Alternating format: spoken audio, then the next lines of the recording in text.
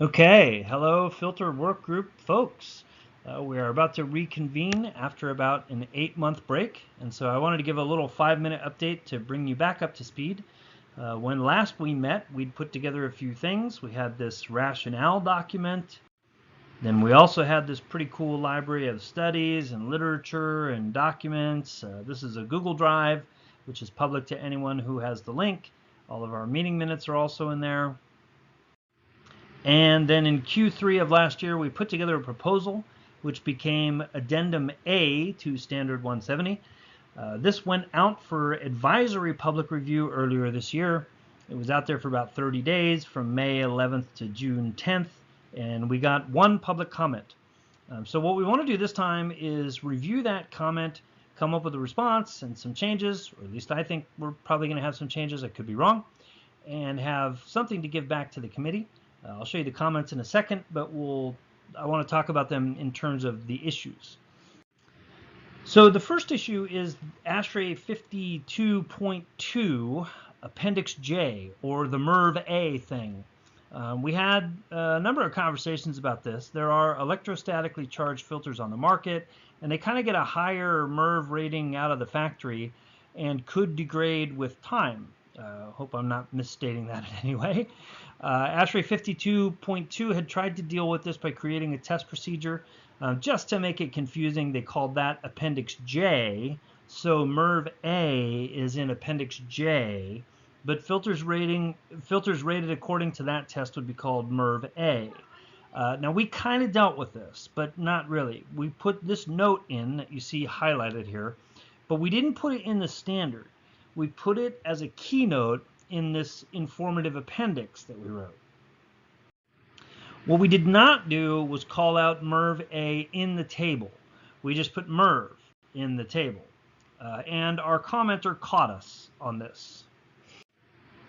So here's the comment. I'm not going to read it all, but it is posted on the Google Drive. To paraphrase, she says, listen, if you want to go with MERV A, you probably should say MERV A in the table. But she also points out that MERV A is not part of Standard 52.2. It's an appendix to that standard. It wasn't approved for inclusion in the full standard. And she points out some of the reasons, a concern for repeatability being one of them.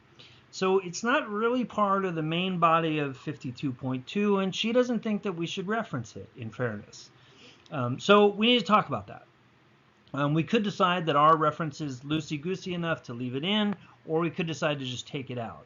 I will point out that the main 170 committee was less than 100% comfortable with the MERV A thing, and we still have to do a full public review on this material. So there's that.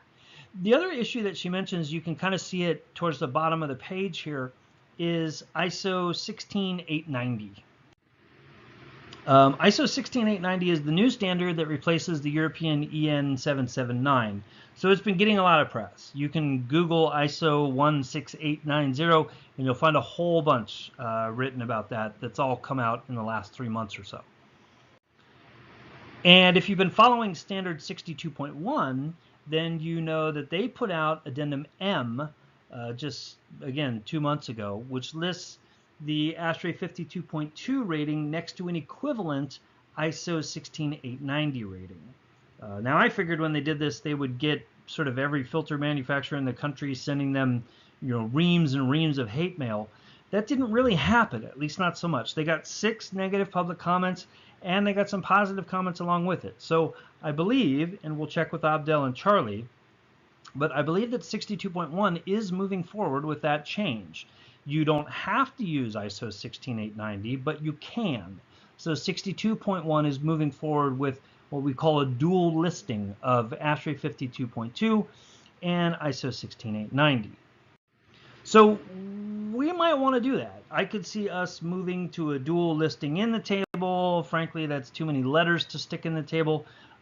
So we could think about adding some alternative language about ISO or something like that. That might be a good move for us in terms of staying current. It's certainly something that we need to talk about. So those are the issues, and we will talk very soon. Thanks.